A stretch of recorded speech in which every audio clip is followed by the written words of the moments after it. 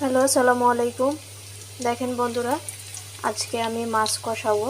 এর জন্য পেঁয়াজ ভেজে নিচ্ছি, সাথে একটু কাঁচামরিচ দিয়ে দিচ্ছি।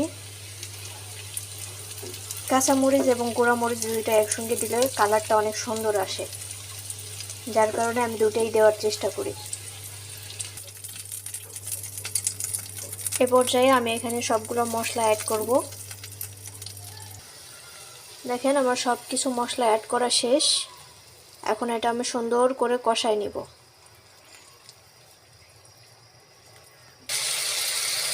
দেখেন আমার কষানো কিন্তু প্রায় শেষের পর্যায়ে। দেখেন পেঁয়াজটা কিন্তু অলমোস্ট গলে গিয়েছে।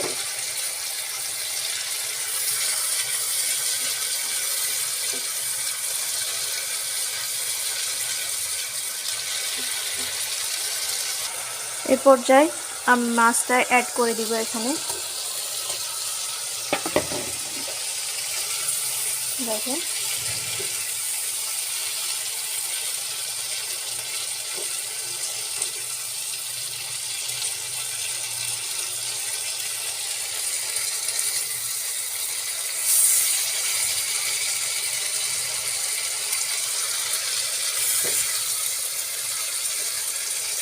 আমি মাছটা অ্যাড করে দিয়েছি।